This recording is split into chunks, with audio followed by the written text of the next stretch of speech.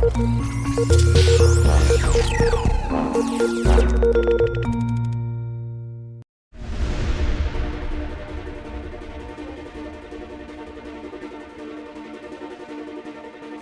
хотел бы остановиться на очень важном эпизоде в истории культуры Крыма, связанной со скифами.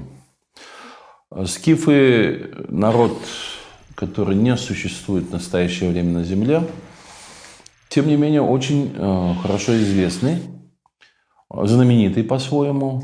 И, по крайней мере, в Европе и в Азии, в разных странах, в разное время выходило много работ, посвященных скифам. И историю многих евразийских государств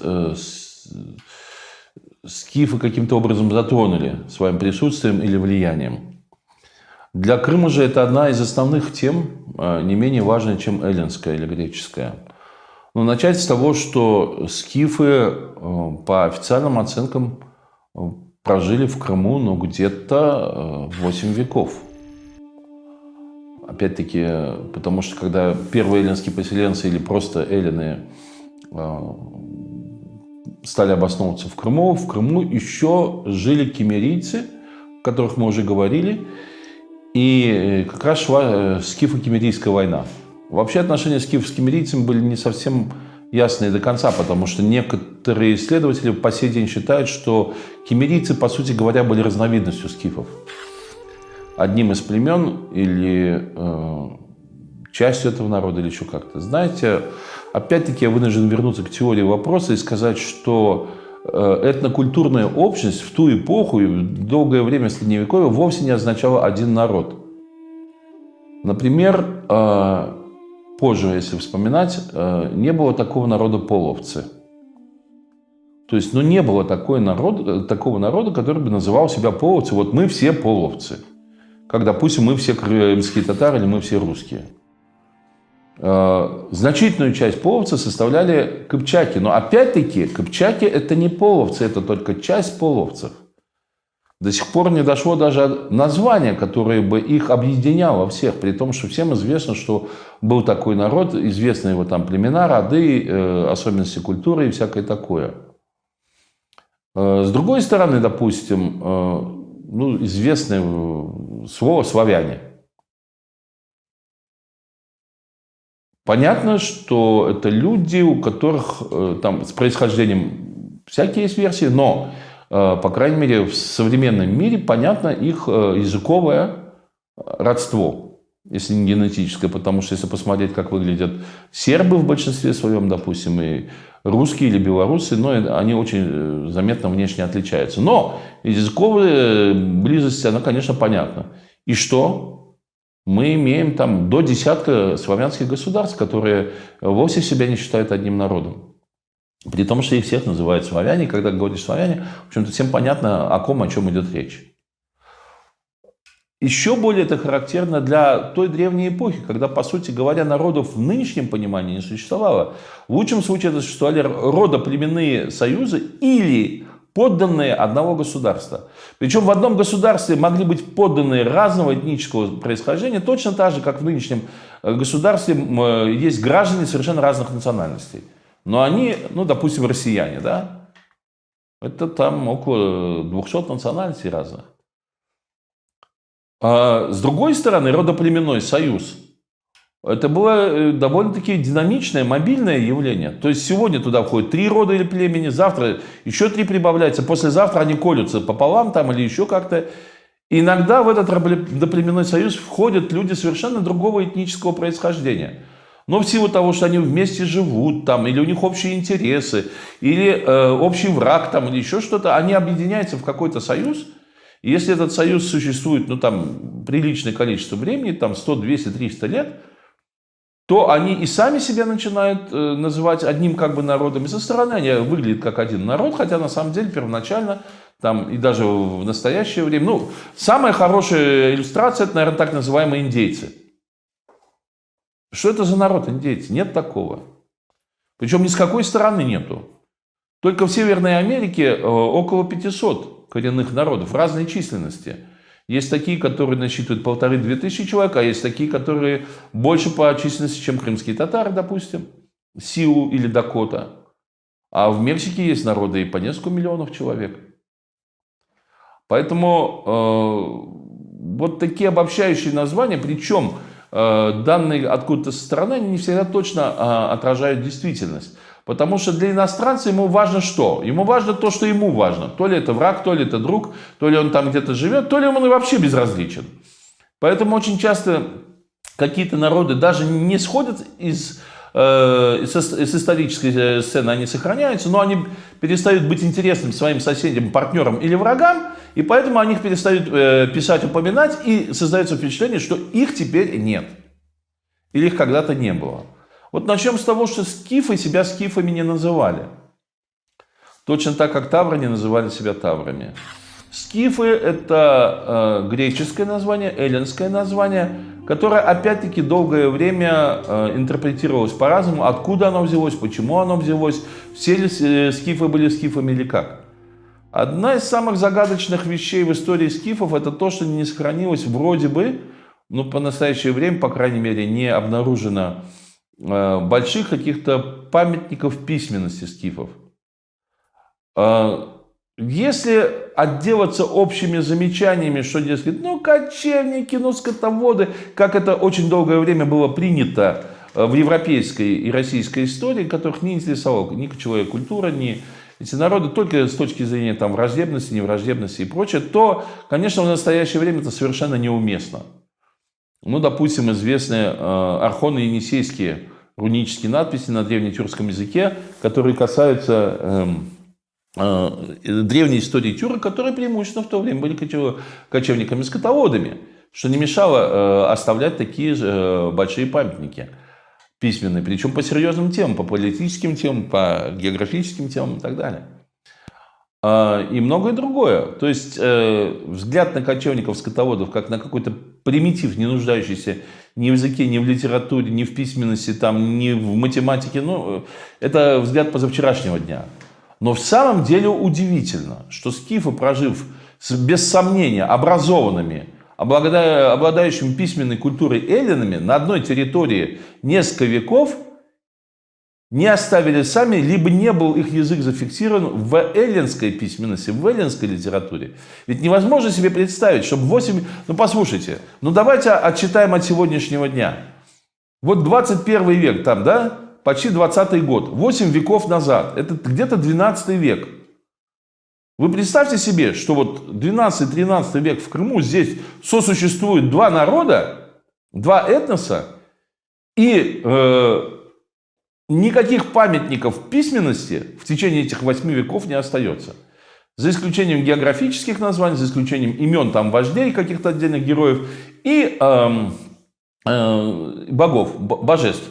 Причем, опять-таки, я подчеркиваю, что это искажено, трансформировано в эллинском языке. А где переписка? А где договоры? А где торговые какие-то документы? А если это царство скифское, где, спрашивается, указы, распоряжения там, царя, хана, султана, я не знаю, кого бы то ни было, вождя скифов? Где письменно? Скифы уже знали об этом, не могли не знать о греческой письменности. Если не на бумаге, не на пергаменте, то, скажем, на стелах каких-то. Тут есть много над чем подумать, и почему это так. Но у меня нет ответов на этот вопрос. Но есть зато одно сомнение. Дело в том, что существует две основные версии происхождения скифов. Я бы так сказал, что до конца 19-го, начала 20 века практически большая часть историков мира скифов считала тюркским народом.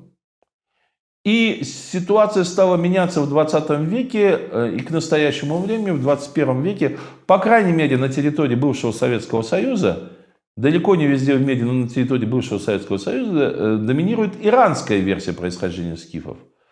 То есть это кочевые иранские племена, причем к ним относятся не только скифов, но и сарматов и аван, вот, которые якобы жили во всем Северном Причерноморье, Степном Крыму, аж где-то до Северного Кавказа в Волге. И вот, по сути говоря, аваны уже были там истреблены или уничтожены, или вытеснены в горы так называемыми монголо-татарскими захватчиками. Ну, о сарматах, аванах мы немножко позже тоже поговорим, но Они действительно были в Крыму и сыграли свою роль в его истории и культуре. Но сначала о скифах. К сожалению, вопрос о происхождении скифов тоже опирается не столько на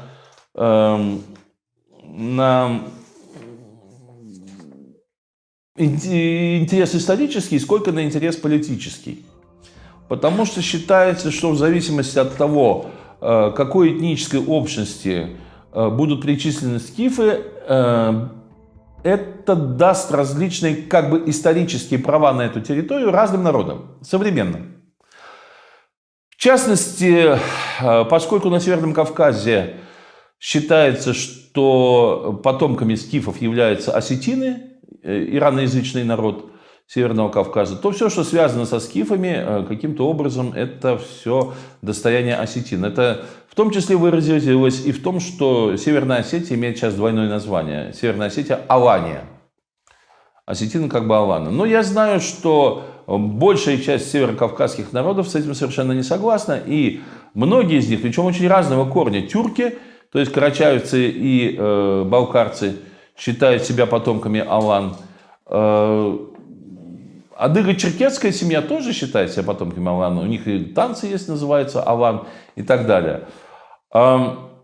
Относительно скифов.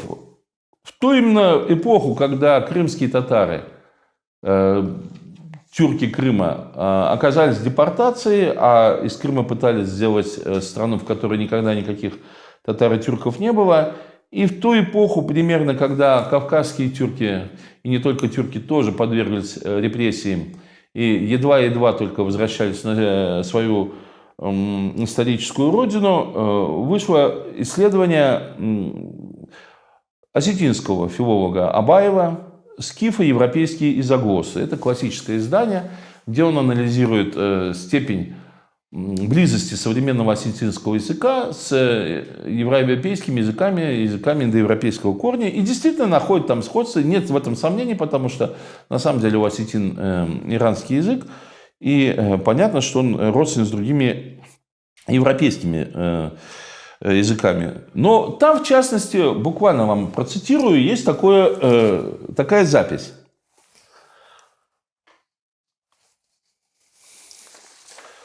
С его точки зрения, скифы, слово «скиф» это на одном из вариантов древнегерманских говоров лучники. И дальше он комментирует. Из семантической и формальной стороны эта этимология не оставляет желать ничего лучшего. Скифы пользовались репутацией отличных стрелков из лука. Казалось бы, германская скутия – идеальный этимон для термина. Неясно было, однако, каким образом германское слово «стрелок» стало названием скифского племени. Теперь, когда вскрыт целый пласт скифо-европейских, в частности скифо-германских изоглос, картина проясняется. Название «скут» – «стрелок» было дано скифам их древними соседями-германцами, а от них, через фракийцев, в скобках вопрос, было усвоено греками и в Малую Азию. Ну, интересное, конечно, утверждение, потому что, можно сказать, автор опровергает сам себя. Каким образом?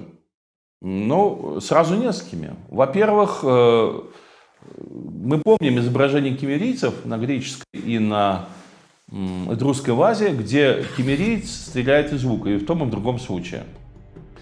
Но то, что лук вообще известен грекам, это неудивительно, он был известен всему древнему миру, всей античной цивилизации. Но, допустим, даже такой акцент, что лучники – это вовсе не скифы. Первых таких увидели киммерийцев.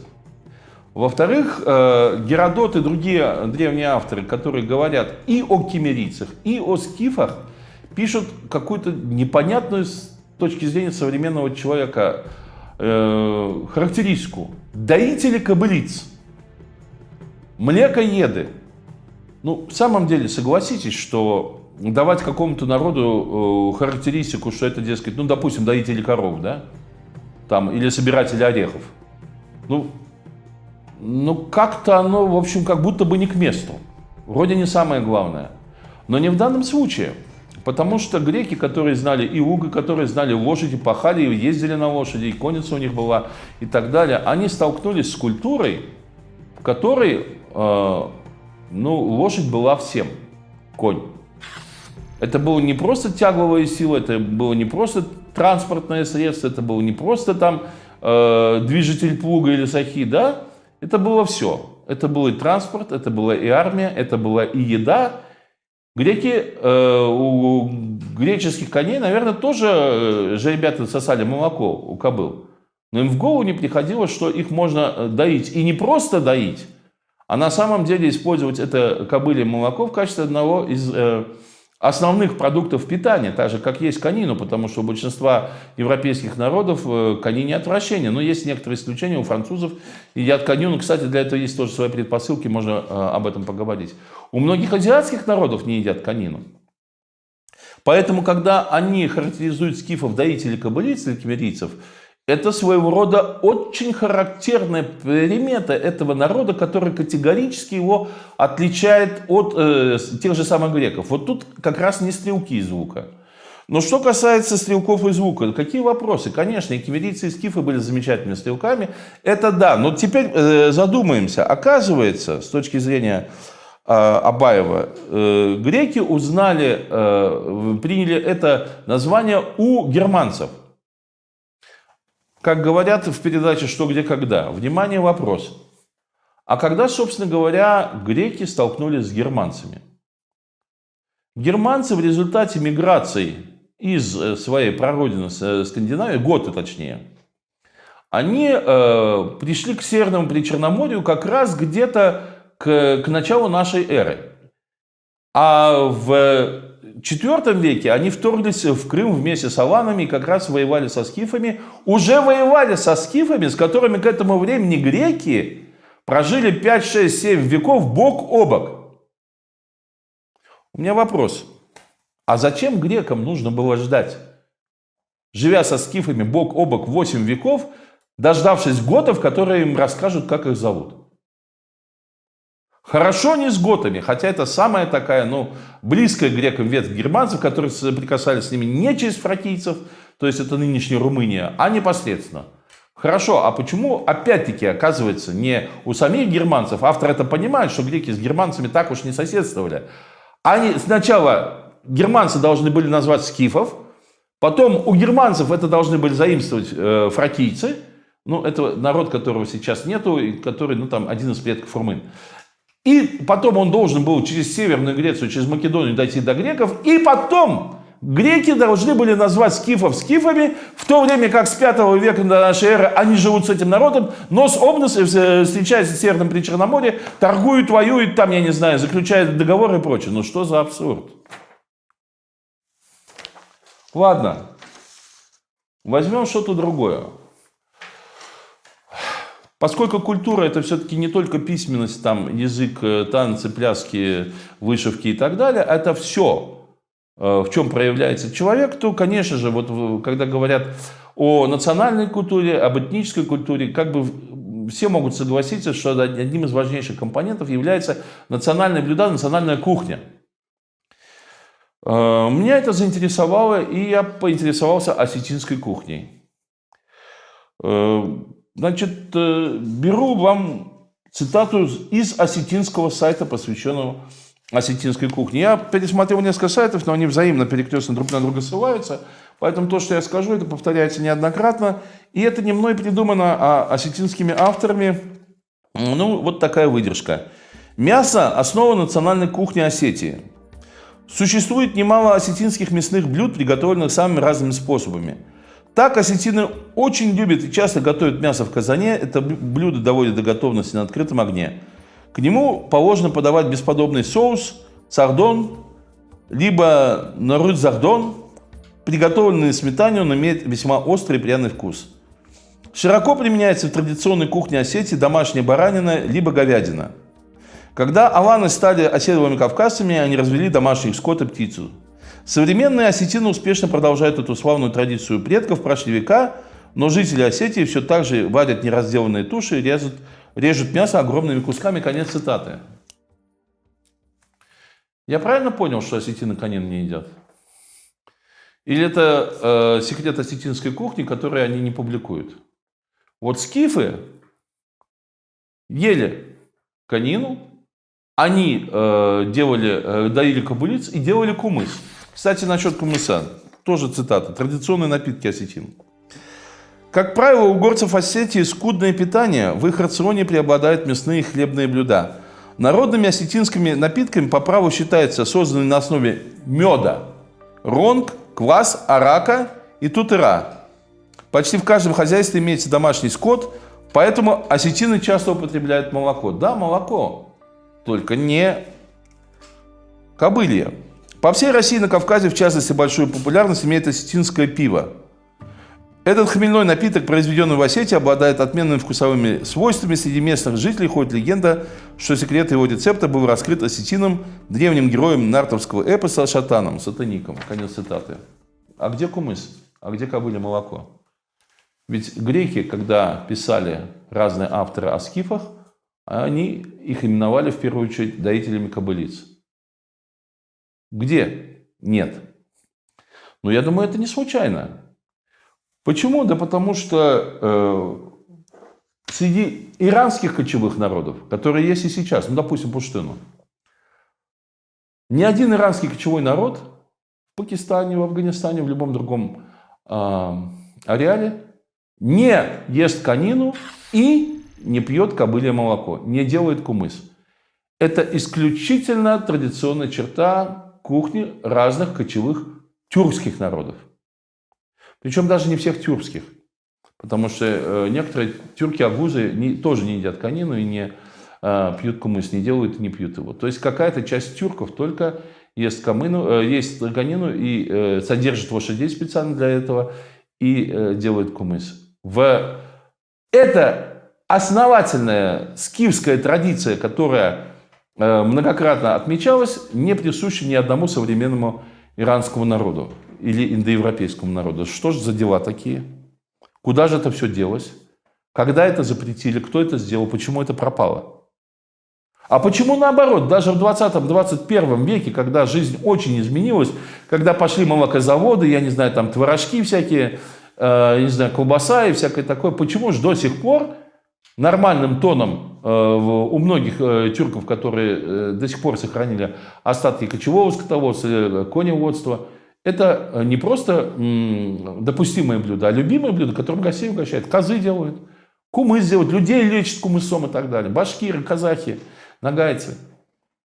Где тут оно друг другу сходится или соответствует? Посмотрите на одежду скифов, на их изделия. Разве она похожа на осетинскую? Разве она похожа на иранскую? Причем в последнее время стали находить памятники письменности, которые относятся к сакам и массагетам. Допустим, иссыкская надпись на серебряном кувшине. Как было очень часто с другими текстами, ее никак не могли ни понять, ни расшифровать, ни расписать, ни просто прочитать, пока просто не пришли к предположению о том, что это тюркский язык, точно так же, как первоначально с архоно-енисейскими. И тогда получилось, что надпись такая: «Дорт был кыз, сынгли ир, үч юз ек антайчир». Четырех углов или сторон света племена Сынглы воспевают, 3 сотни оплакивающих клятву пьют. Ну, для людей, не очень знакомых с историей, Сынглы – это один из эпических героев древнетюркских сказаний. Все сходится, все получается. Скифы провели в Крыму довольно много времени, и считается, что они были частично вытеснены сарматами. Опять-таки, тут есть противопоставление скифов и сарматов, аланами, а в самом Крыму, как таковом, их разгромил Гото-Аланский союз. Но об этом мы поговорим в другой раз.